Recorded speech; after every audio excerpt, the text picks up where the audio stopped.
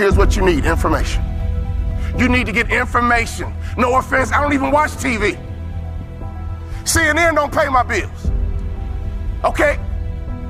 Power don't pay my bills. I don't even watch TV. I might catch a sporting event, or don't get mad about a football game. I love to watch football. But I don't watch TV. Why? It's unproductive in my opinion. I get 24 hours a day just like Bill Gates. I get 24 hours a day just like Beyonce and Jay-Z. You get 24 hours a day, ladies and gentlemen. What do you do with your 24 hours? You need to get more information. In our coaching program, all we do is drop content nonstop. And people are like, wow, I didn't know that. Wow, I didn't know that. See, you don't even know what you don't know. How did you let me come from behind and clip you? Do you guys know the studies show the better we look, the more money we make? Which means your website should pass the eyeball test. Your truck should pass the eyeball test. Your people should pass the eyeball test. You should pass the eyeball test. Everybody in this room has a promised land somewhere, but you can't be stuck on the city you like. You gotta hear God and go to your promised land.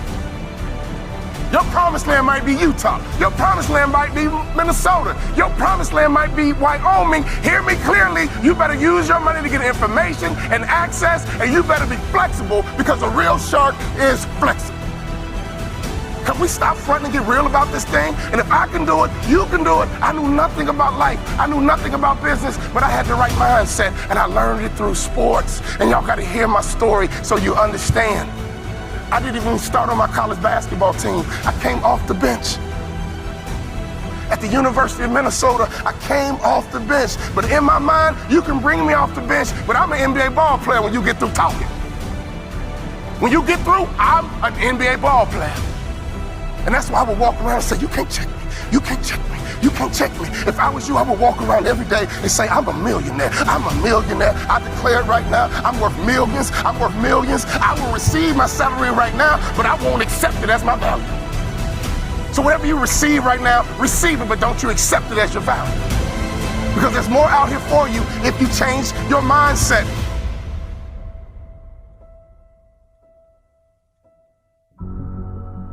In my coaching program, I got a concept called the black tie effect. Oh, I wish I had more time. It's called the black tie effect. If you don't own your own tuxedo and go to at least 6 to 10 black tie events in your market, you suck.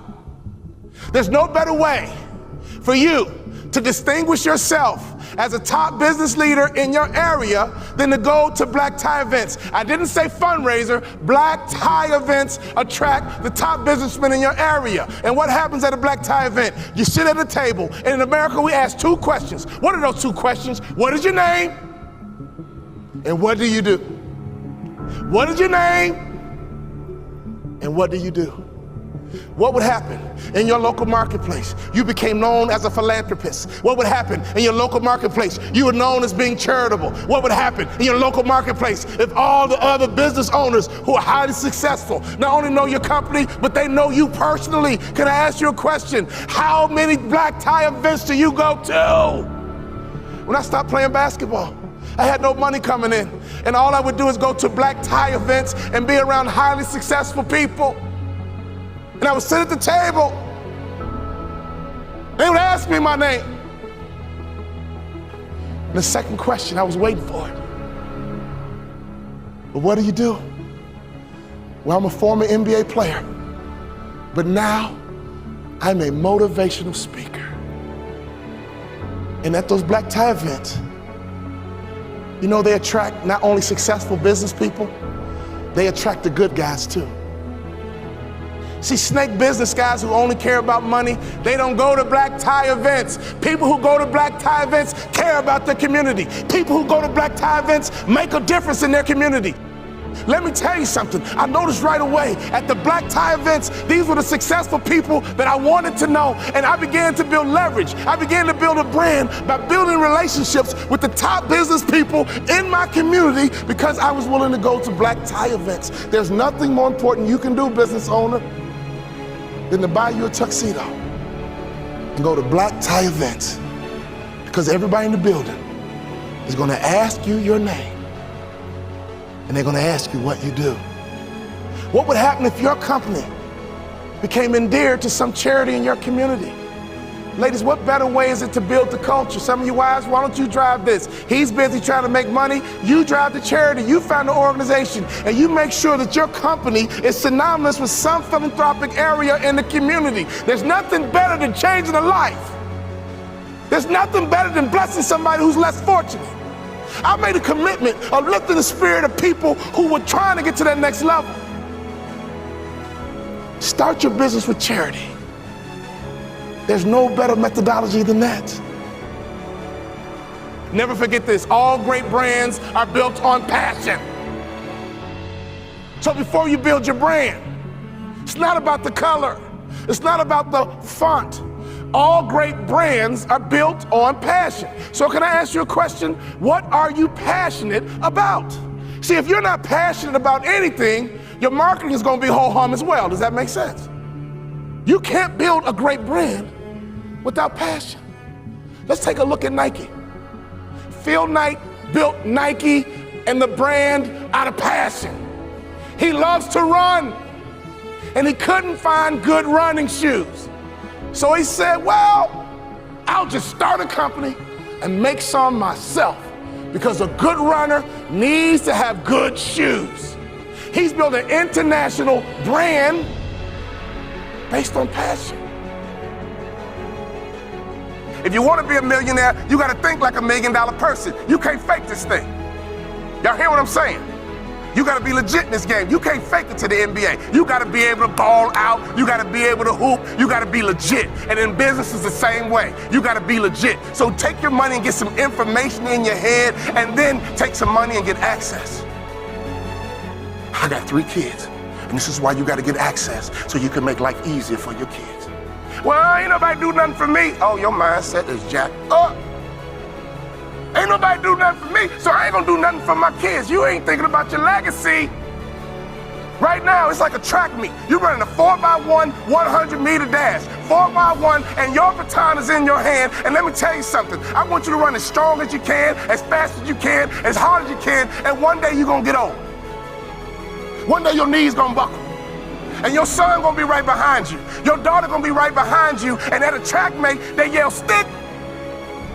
And you gotta make a successful handoff to the athlete in front of you.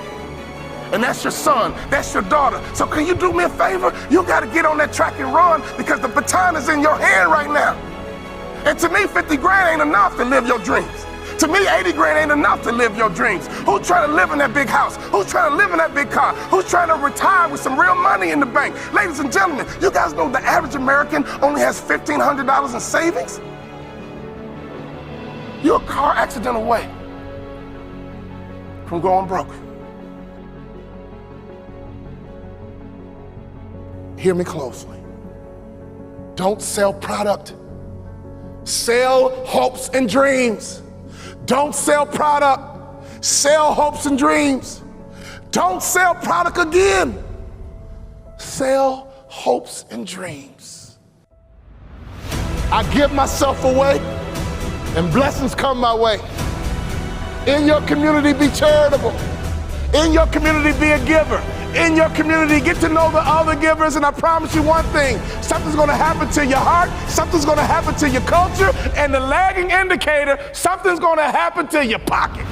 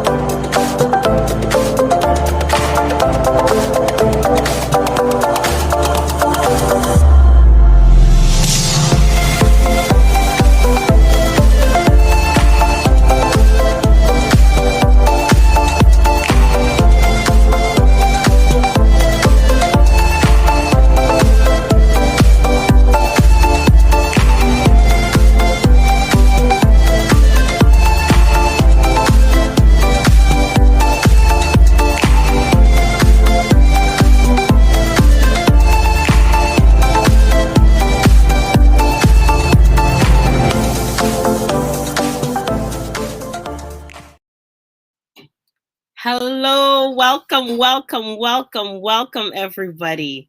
Wow, I see the excitement. I've been reading the comments and I welcome you. We are on day 25 of our 40 days of fresh start, and I see the excitement. This is our week of financial empowerment. Yes, this week we want to break limits this year. No setbacks, no COVID situations. We're here to break limits, and we have an amazing speaker today who's coming to teach us financial literacy. He's loaded. He's loaded.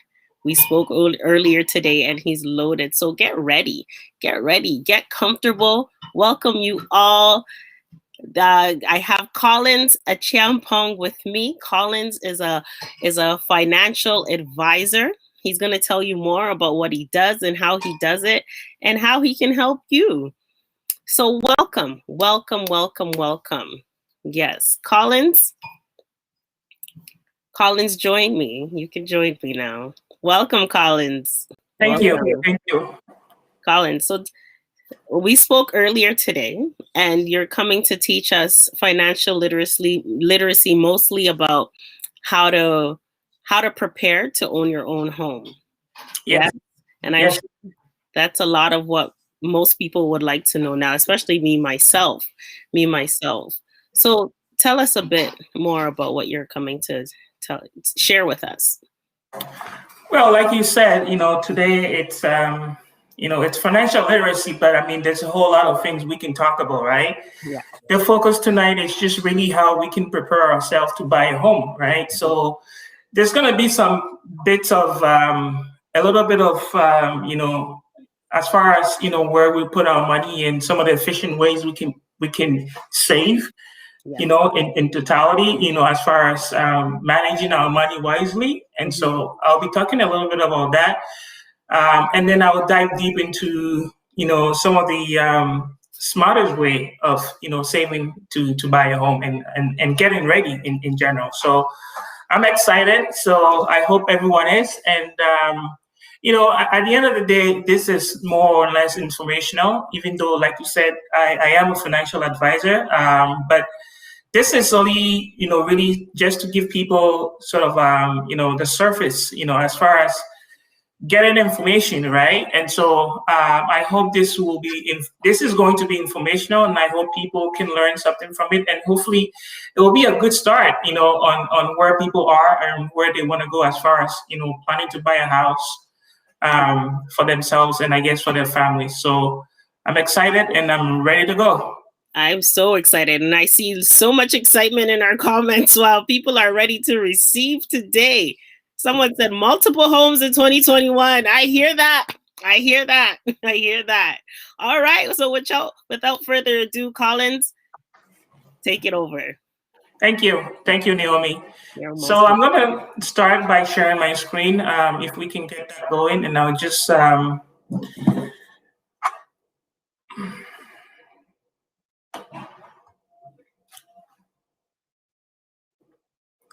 can you see my screen?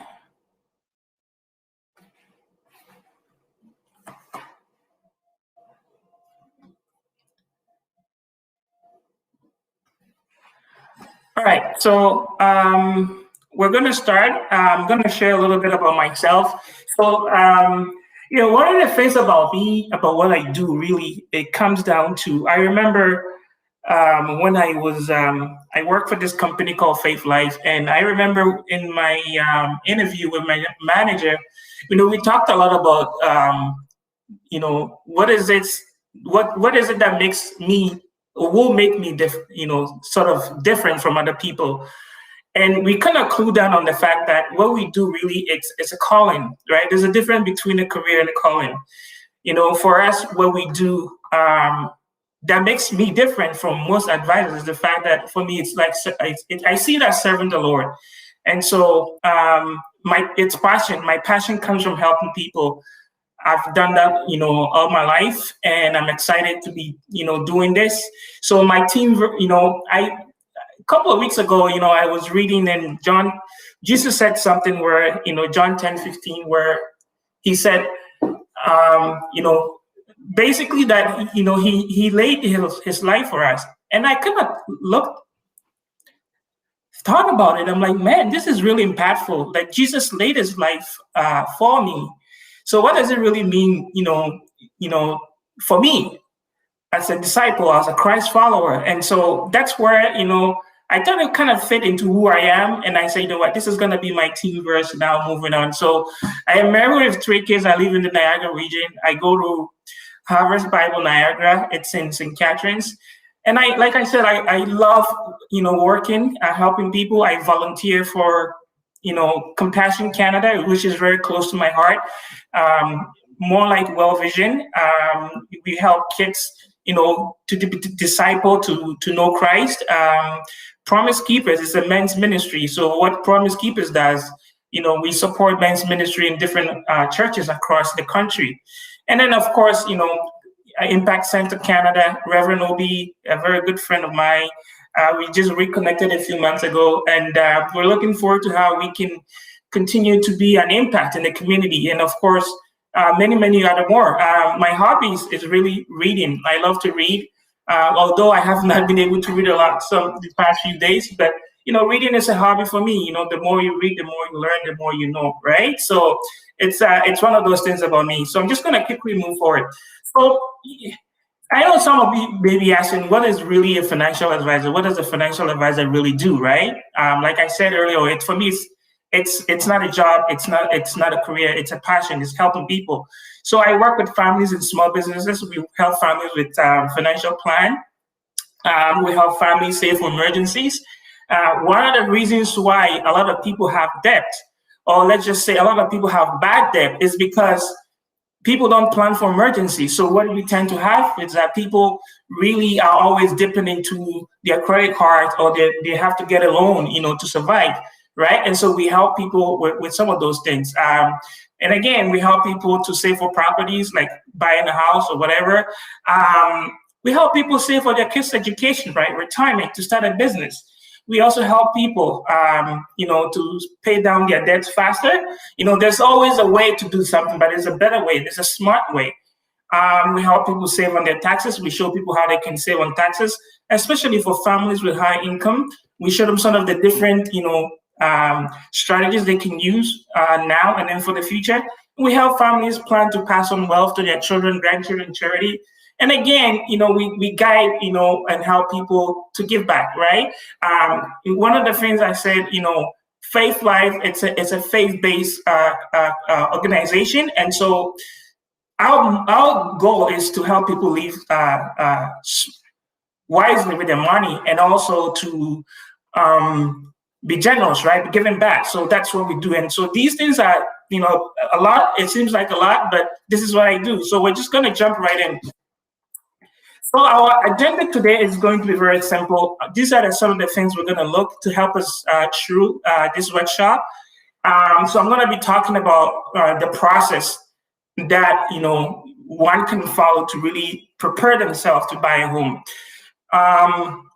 Before we get in, I'm a big fan of planning because of what I have been through and because of what I do. And I'm very passionate about planning now. So we're just going to start off. I'm going to go to a few verses, just to get off on the right start. So Proverbs 24:27, prepare your work outside, get everything ready for yourself in the field. And after that, you build your house. Without counsel, plans fail, but with many advisors, they succeed. Proverbs 15:22. Again, let's look at Luke 14:28. For which of you desiring to build a tower does not first sit down and count the cost, whether he has enough to complete it? So the whole idea here is planning, right? Planning is huge. And so, again, yeah, if you want to do anything in this life, you've got to plan. Without plan, it's going to be a messy road, a messy journey. You're going to be frustrated, and you're not going to like it. And so, again, I hope people will take this and learn from it, right? And so we're just going to move right on. The first thing I really want to talk about, planning to buy a home. It might sound that simple. All I need is, maybe get my money pick the house that I want, and then, maybe get whoever that I need to help me, which is good. But like what I do, we help people with planning. And I think this is one of the things that people always missed, especially now. There's a whole lot of resources online. And so people get tempted to use these resources. And I say this, and I want to say this again for anyone watching. If you're using resources online, it's good. But my advice is always use someone who knows what they're doing, right? And I go to my favorite, one of my favorite motivational guys, Ken Blanchard. He says, knowing where you're going is the first step to get it, right? So work with a financial advisor is good, and it's going to be better for you. The whole experience will be better. So it's something that I recommend that you do.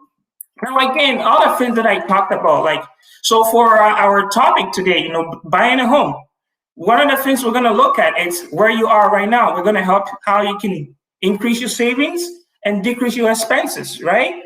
We're going to help figure out what are some of the best ways you can finance your down payment, right? And the other thing, too, is that we don't work alone. We work with a team of other professionals. So basically, we're going to help you. If you have a mortgage agent, or we will work with whoever it is, right? Because there's a lot of information that we need to share. We just want to make sure we get you on the right path. So again, you will need a mortgage agent to work with. And, things like what are some of the best interests out there? Any type of resource that you need to get ready, we're going to lay it out. Your mortgage agent is going to be an extra resource for you. So really, it's very hard for you to miss anything. And again, your mortgage agent will be the person who will help you get a pre-approval. This is something that will be very important as you plan to buy a house. So I'm just gonna move on to the next step. One of the things I do want to point out is that, buying a home isn't for everyone. So I know there are people watching, and there will be people watching after. You have to really figure out where you are. Is it something that is going to be ideal for you, right? But again, when you look at the pros and cons between renting and owning a home, there's a big difference, right? And we can help you with that process as well. So the first thing, really, after you have an advisor, hopefully you will work with an advisor, even though you can go through these steps without an advisor, but you need to get a pre-approval. So the pre-approval is critical, because what it does is that it tells you, it sort of gives you something to work with, right? It tells you how much you can qualify for, how much a lender will be willing to give you, given your current financial situation. And it sort of gives you a much more in depth as far as what your payments will look like. The other thing that I do want to point out, it's not a final, it's not a guarantee. So don't bank on it. It's something that you can use to guide you. And it's going to help you figure out, okay, how much, what type of home can I afford? What kind of neighborhood? What type of home and what type of size and all those things. So that's what a pre-approval is.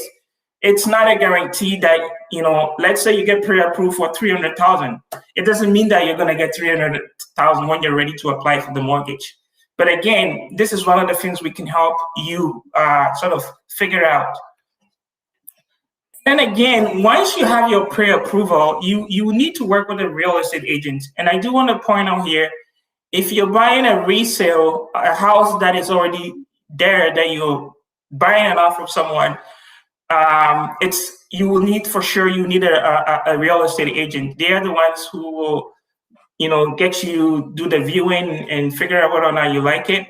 If you're buying a pre-construction, which is something that is not built, you don't really need one. You can work through this process without using a real estate agent. But some people do use real estate agents. So really, it's really up to you. So your real estate agent will help you decide what type of home. Is it going to be a condo? Is it going to be a townhome? Is it going to be a detached? Or is it going to be a semi-detached? And then again, based on the pre-approval, whatever amount you've been pre-approved for, it can help you narrow down your search into the neighborhood. So you're looking at neighborhood, right? You're looking at,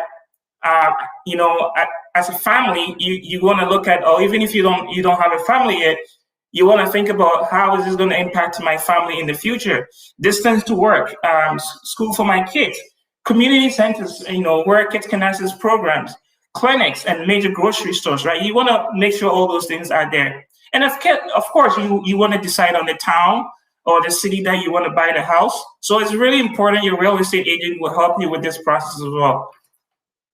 Now, so I did a quick search online, and I just put out 5 major cities. That was kind of curious to me. That was interesting, I guess. So this, as you can see here on your screen, you look at the average home price. Now, again, this is based on average prices. It doesn't mean that every home in Toronto costs this much. So really, this is the average, right? You look at an average home in Toronto right now, you're looking at just over $1 million.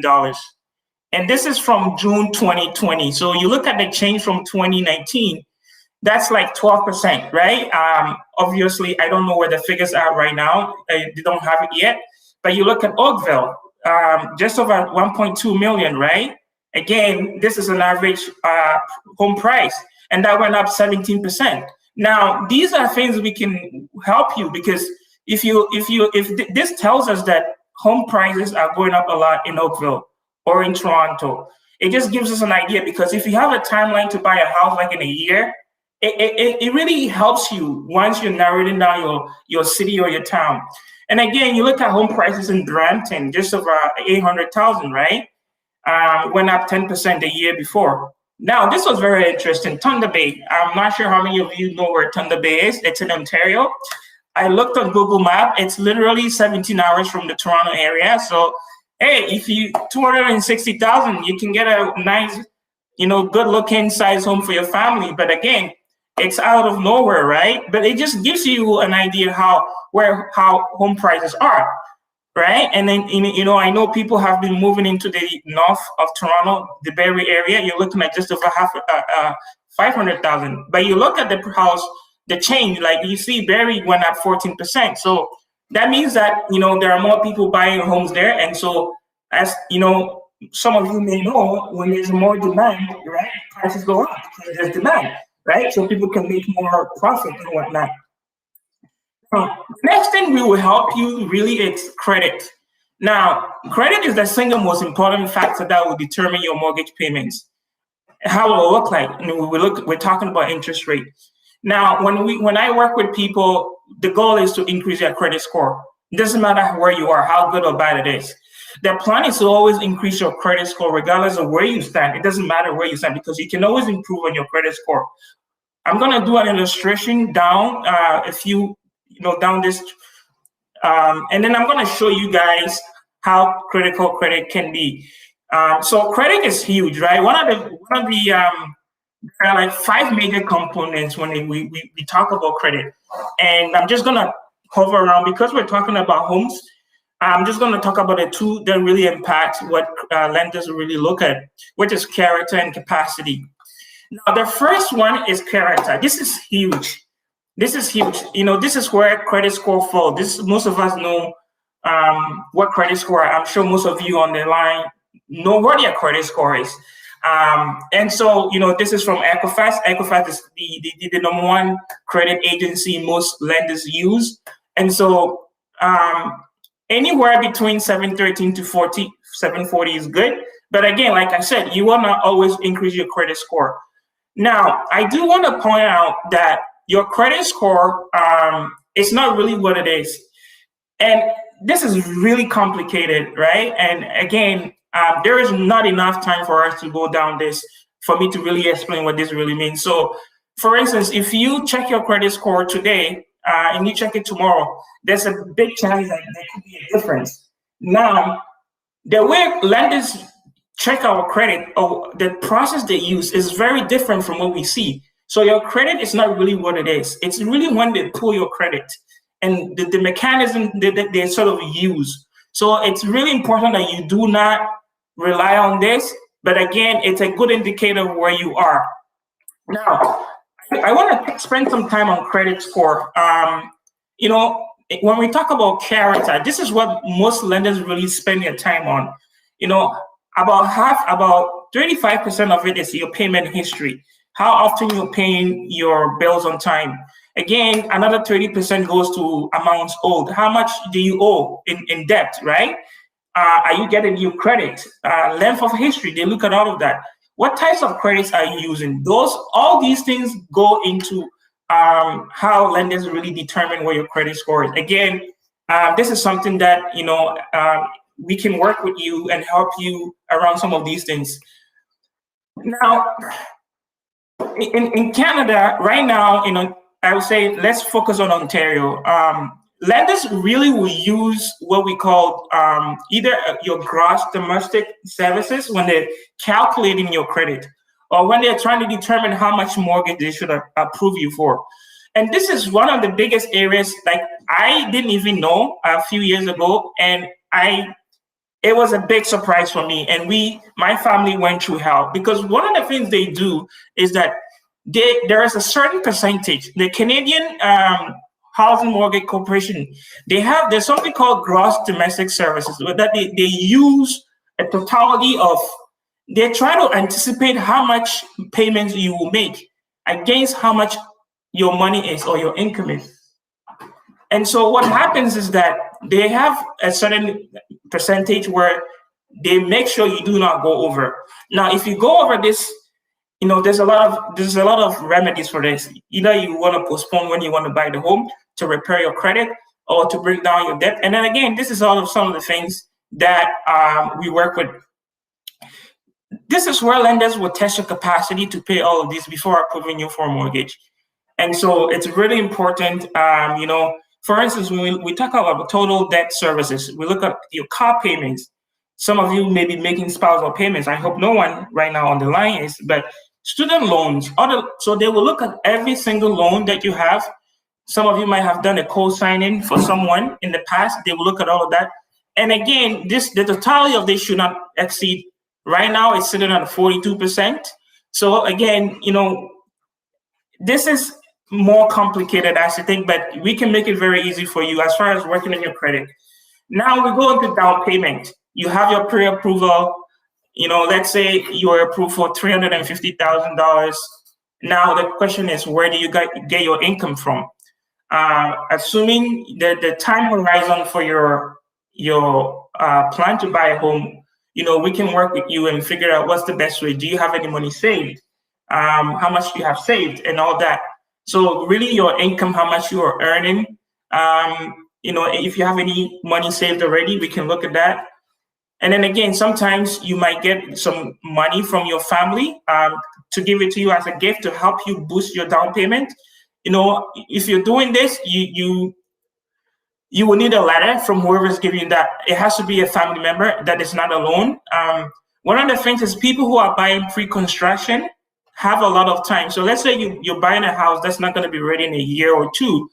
That means you have a long time to work on your down payment. But if someone buying a house in less than 6 months, if you don't have any money saved, depending on what your situation is, we could have different options that we can explore for you.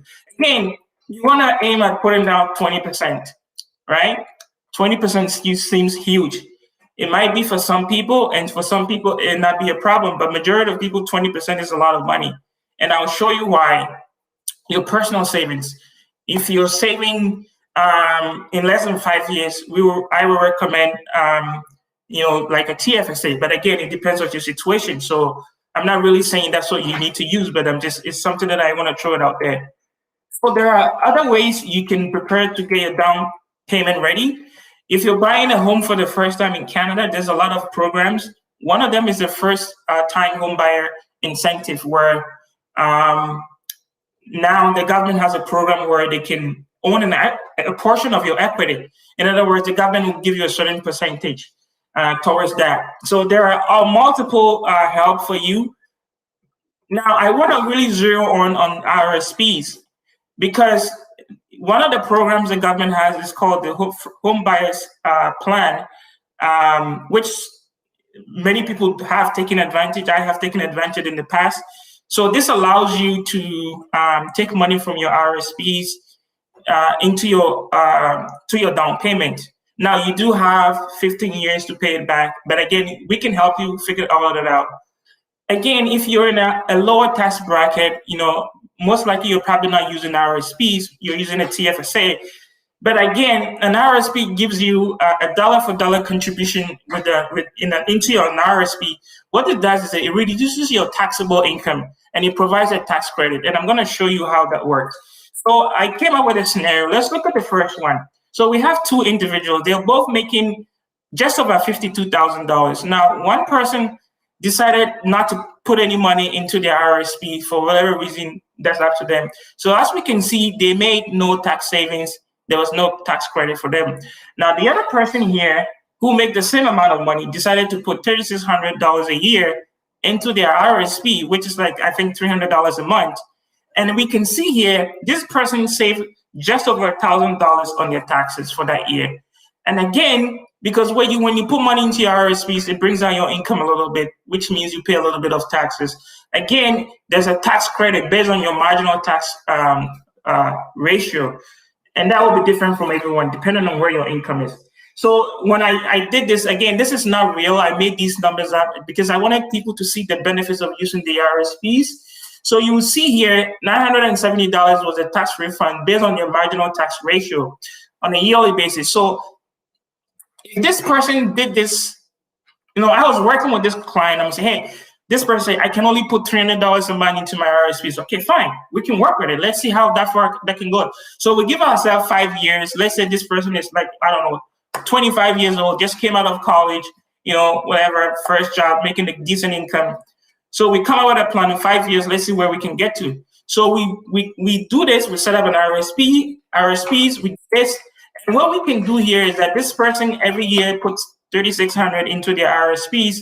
So 5 years, that's $18,000. Now, if we're able to invest this money at 3% over the next 5 years in a conservative account, again, these are all based on numbers that I throw out there. So these are not real numbers. We can see that this person contributed $18,000 of their own money into the RSPs. At the end of the 5 years, we're just sitting over $19,000. And plus, what we see here is that we're able to put set up a TFSA for this person. And there are reasons why we use a TFSA. And for the tax refund that they were getting every year, which was, if I go back, it was $970. So in 5 years, that would have been just over $4,800. Now, because we're able to, sort of put it away for about 3%, right, which is pretty the best we can do within that short period of time, this person ended up with just over $5,000. So we see here in 5 years, this person almost saved $25,000. All they did was $300 a month. That's all they did.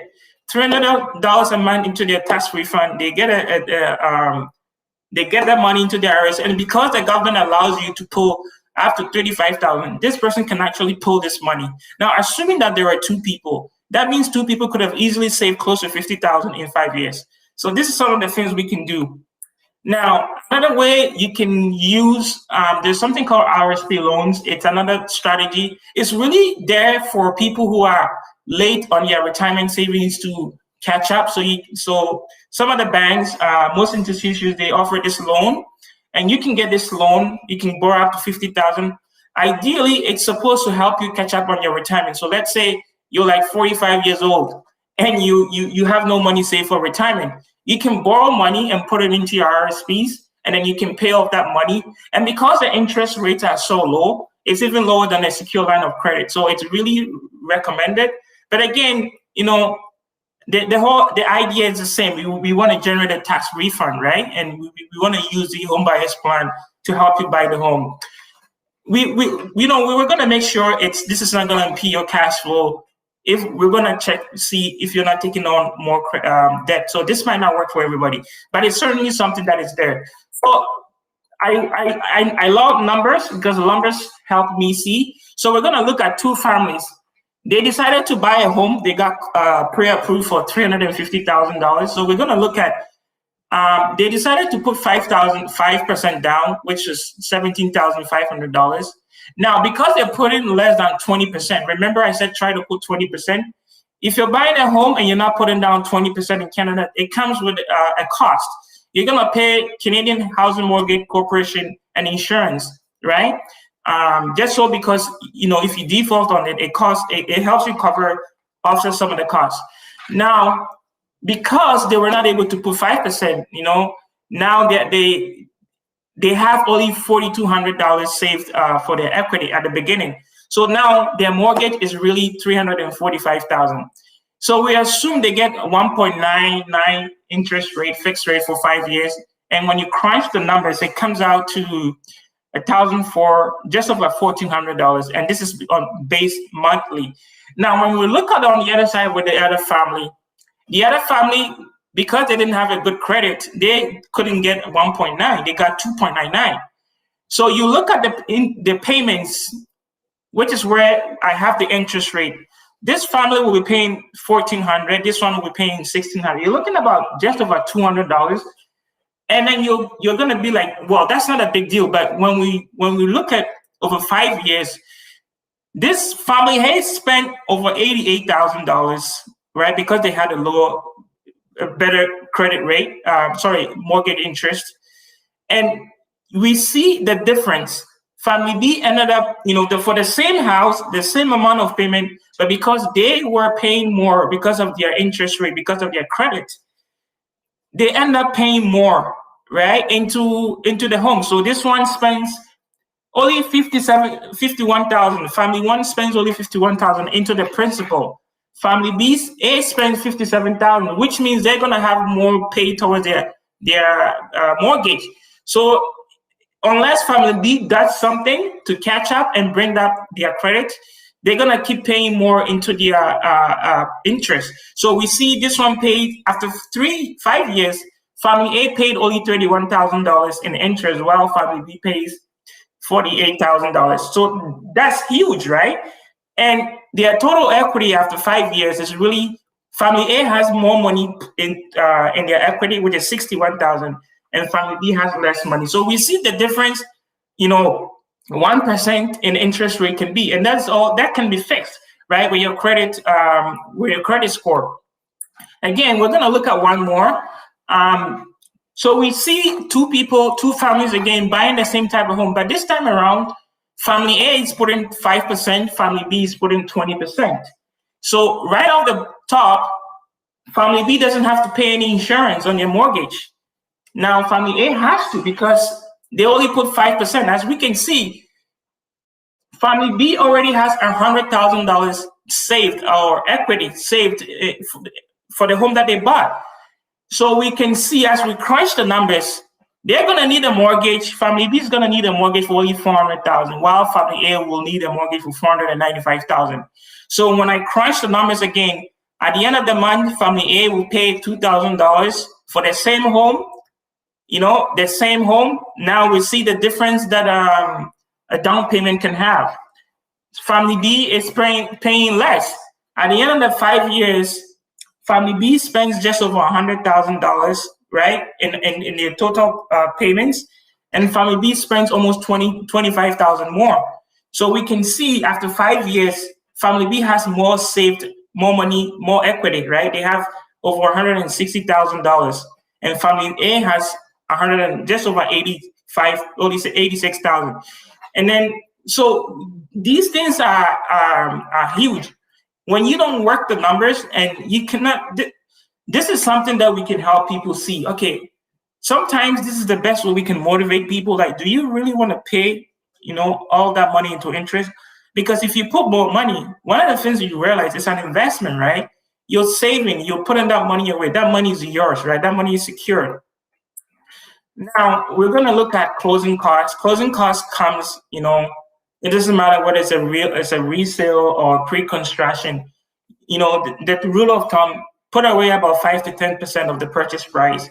This is something that your real estate lawyer will help you figure out what the closing costs are, because these are extra costs that, if you're not careful, sometimes people struggle with their mortgages because, they don't factor a lot of these extra payments, right? So these things can be huge down the line. Now you buy the home, you get into your home. Now what happens? What happens, after you move into your home and you lose your job or you're laid off, that's where emergency funds become, right? So as you can see, even though we're helping you plan to buy a home, we're helping you with other things. Emergency, these are things that we can talk about. What happens if you're laid off for a month or two, or you're sick and you cannot work, right? We see this in the pandemic. A lot of people, lenders have to offer mortgage deferrals. I'm not a big fan of it, even though it helps people who are struggling. But ideally, these people should have emergency funds, right? So these are some of the things we help you. Now, worst case scenario, what if you die, right?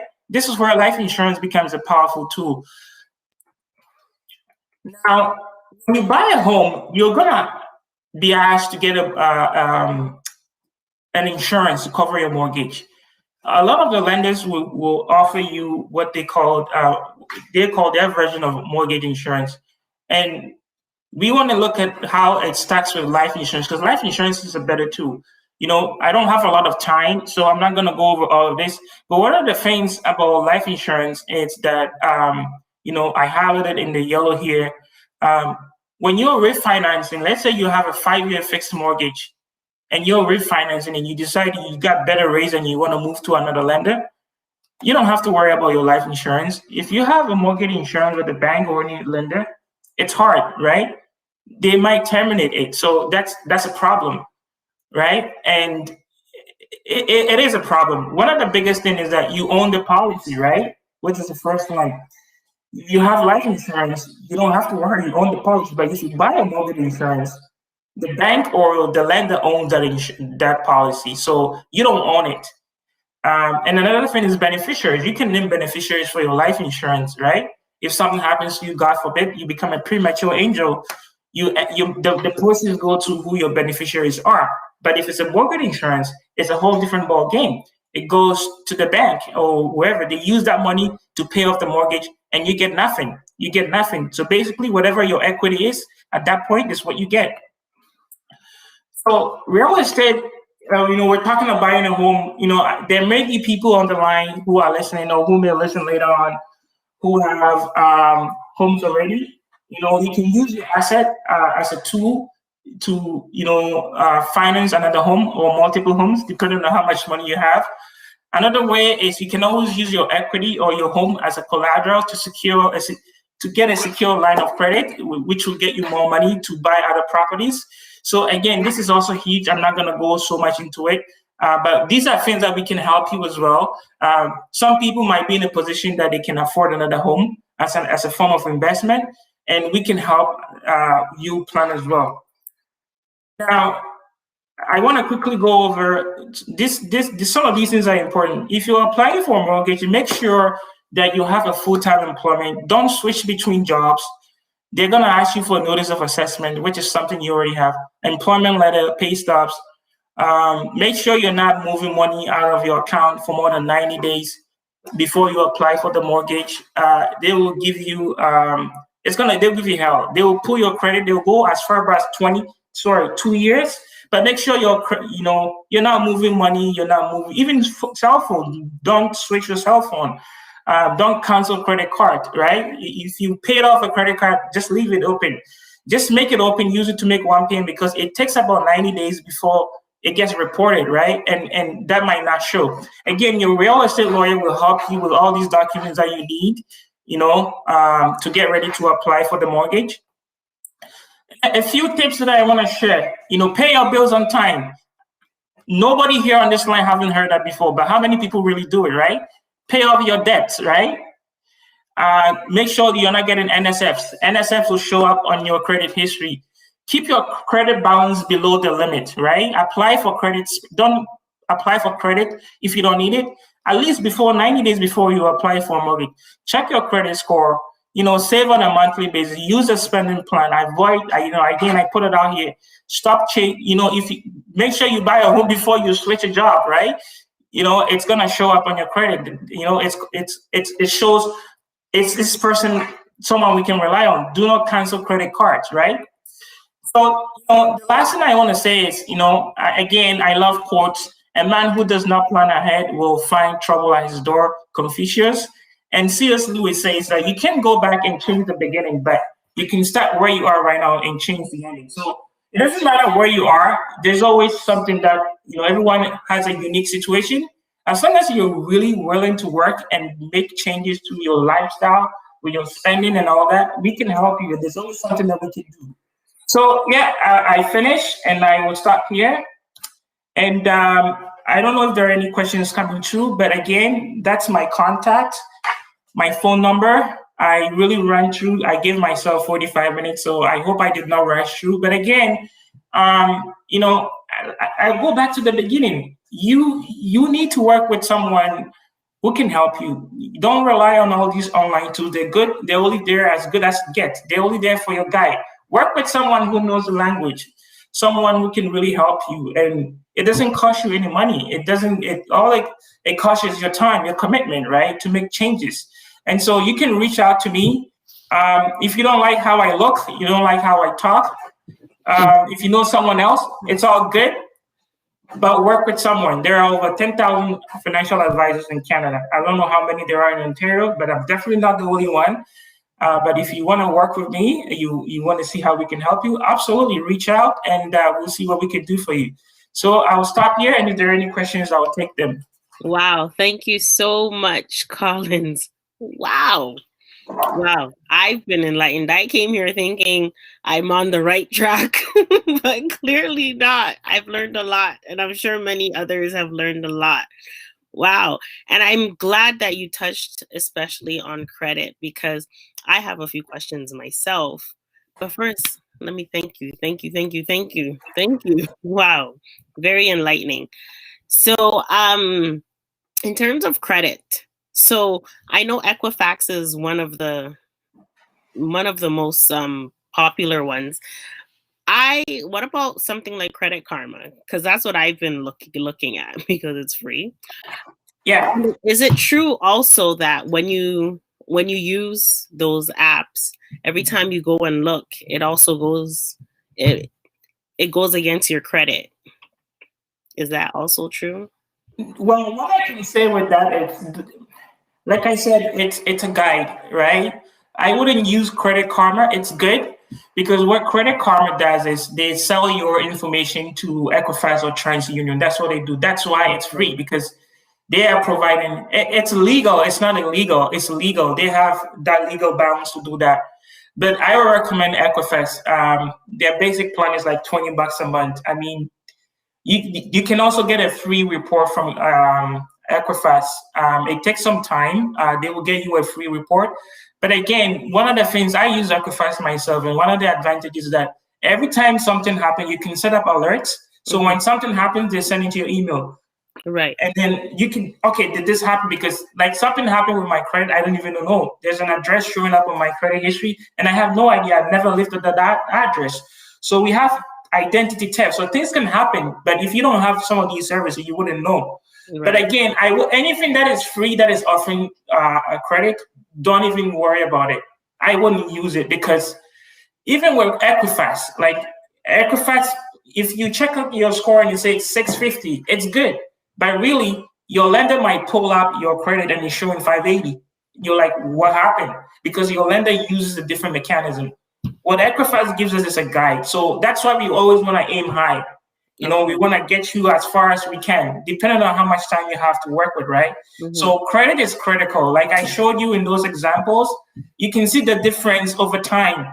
One person has, so after 5 years, that person pays more into their principal. That means that person can pay off their mortgage faster, right? And so, but again, it does not affect your credit. As long as you're paying your bills on time, you're not missing payments. Again, the timeline we pay off our bills is important, right? Sometimes people pay it in advance. You want to pay it at a certain time. Some credit agencies also don't report it. Like some people, you make payments, they don't report it. You got to find out what do they report it. You can find out. So you want to use products that are reporting all your payments. Some people don't. Some people take time, right? So all of those things come into fact. But I mean, it's Credit Karma is okay, but I wouldn't bank on that. I wouldn't bank on that. Thank you. I appreciate that. I have more questions coming in. I don't see the name here. It's from a Facebook user. They said, considering the current trends in remote work, would you recommend buying a home outside of the GTA areas that are more affordable, even if it's in the middle of nowhere? Yeah, well, that depends on your family's, lifestyle and all that. Because again, work is one of those things. Like I work from home, so now it's easy for me. But what about your wife? What about your kids? Can they find school?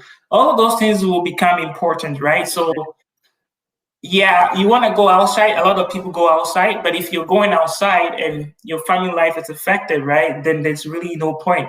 So it's really up in the air. It depends on what your family's goals are, Depends on right? the Because lifestyle, right? yeah, some people, I know people will go far because but sometimes you see one of the things is we need to get to the root of our problems. If it's spending, we want to get you to a habit where you can change your behavior. Because if your behavior is spending and you move 3 hours away, you're still going to have credit issues. The fact that you can afford a house 5 hours away from the GTA doesn't solve your problem. We want to help you solve your problem, right? And so we haven't really done anything. So yeah, all those things will come into play.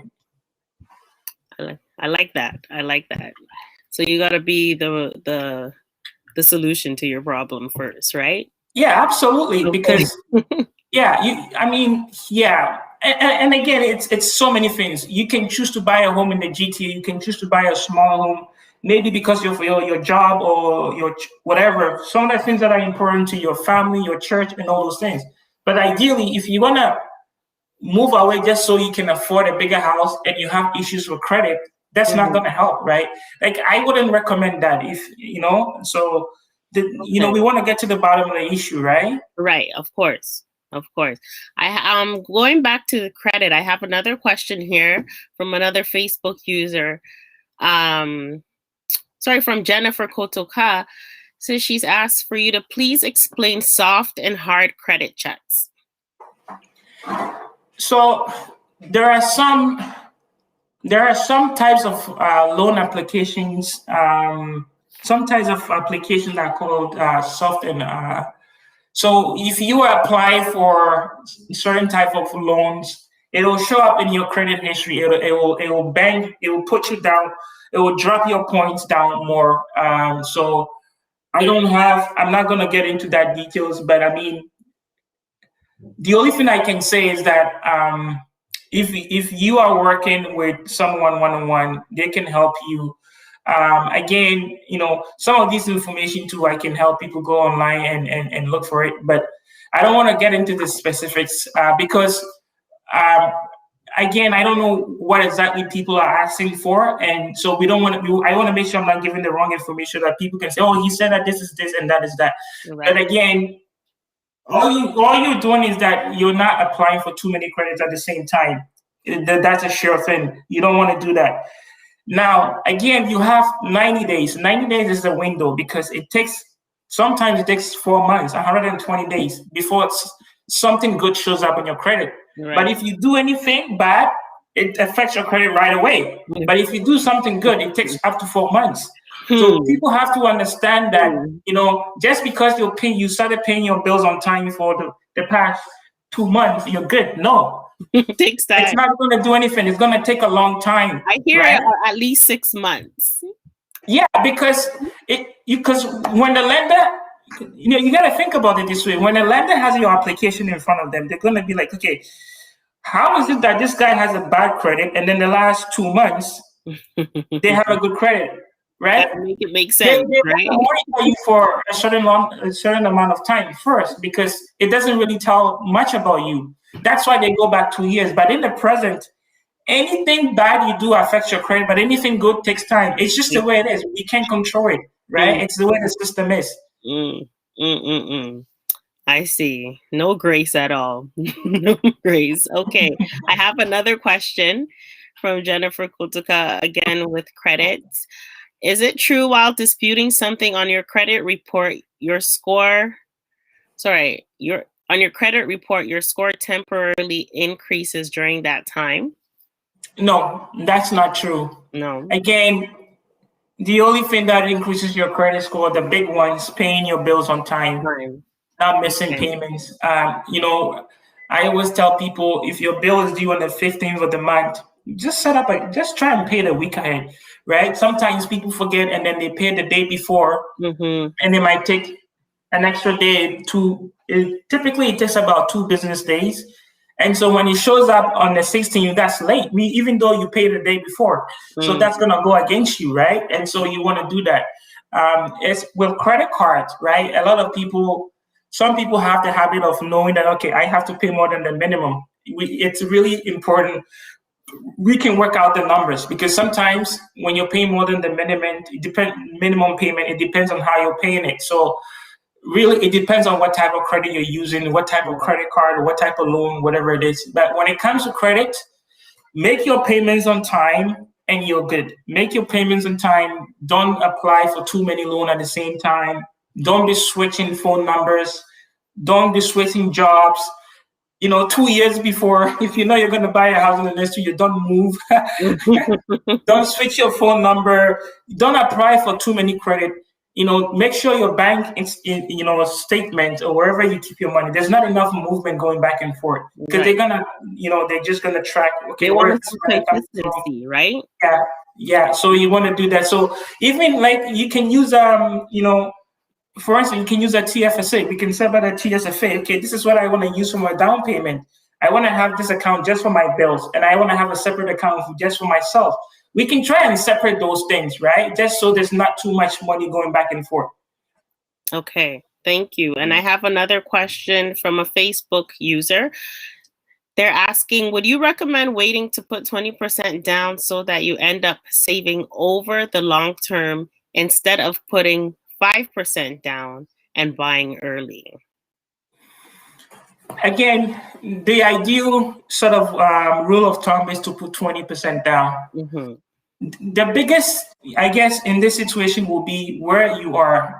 We're going to have to do what we call the cash flow projection. We're going to look at where your money is going. And we're going to look at your total debt ratio. If your total debt ratio is below the threshold, then we're very confident because then if we put your application before any lender, we're very optimistic that, hey, because you have a low debt ratio, it's gonna be okay. Because at the end of the day, you can put 5% down. There's nothing wrong with it, right? If you have a good debt ratio and you have a good credit, chances are you're gonna get a good mortgage interest. Okay. Now we can work with your mortgage agent. We can buy time. One of the things we can do is we can say, hey, can you get this person just 1 year? Now that 1 year, we can lock it in for a mortgage interest for 1 year. And what happens is that within that 1 year, it gives us time to work on your credit, to save up more money, whatever it is. So ideally, it all depends. If you have 5% and you're buying a home and it makes sense, and we look at your cash flow and we can see, hey, you can make your payments. You have this, you have that, you're gonna be okay, then you go for it. You don't have to wait. But again, it's better that you have that 20% because that 5% will trigger that Canadian Mortgage Housing Corporation. What it called? It will trigger that insurance. Okay. Yeah. Okay, and I have one more question here. Well, two more. Because there are other people watching from outside of Canada. So they're asking, do Canadian banks lend to Canadians to purchase a home in a different country?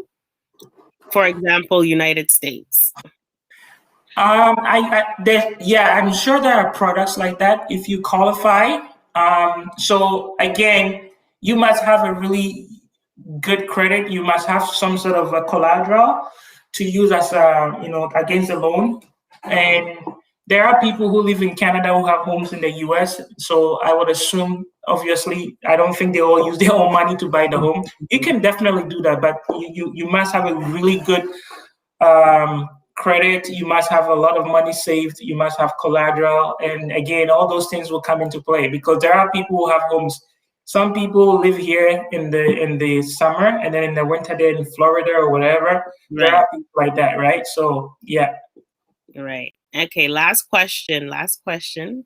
and our time is fast spent. Is from a Facebook user. Is it true that once you paid off a credit card and have no intention of using that card anymore, you should ask that your name be removed because you don't own that card anymore? So it depends. If you are not applying to buy a home or will need to apply for any type of loan, sort of financing, we typically recommend keep that card, use it for maybe one payment or whatever. If you know you're not going to buy anything that you need a loan within the next 3 to 4 months, don't cancel the card. Just keep it. And then after you buy the home, then you can get rid of the card. You can cancel it after, because then you will have no need to apply for it. So you're not worried about what's going to show up on your credit history. Mm-hmm. But if you know you're going to apply for a loan within the next 3 months, 4 months, whatever, just keep that credit card, use it maybe once, pick some type of an expense and use it one time, and then put the money back on right away. Just to keep it active. You need something active Right. at all times. Yeah. Right. Thank you. Thank you so much. Thank you for your questions. I'm sure there's more, but right now, that's it for now. Collins, I want to thank you. Thank you. Thank you. Thank you.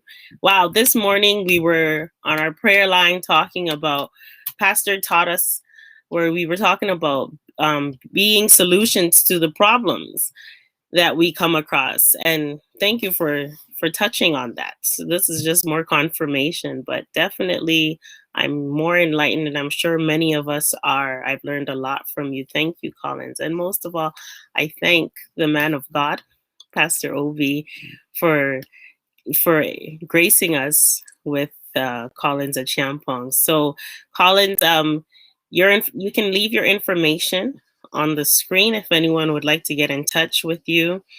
I'm sure somebody would like to, most people would like to, because I'm sure there's much more, I'm sure, that you need to share. But time is not on our side.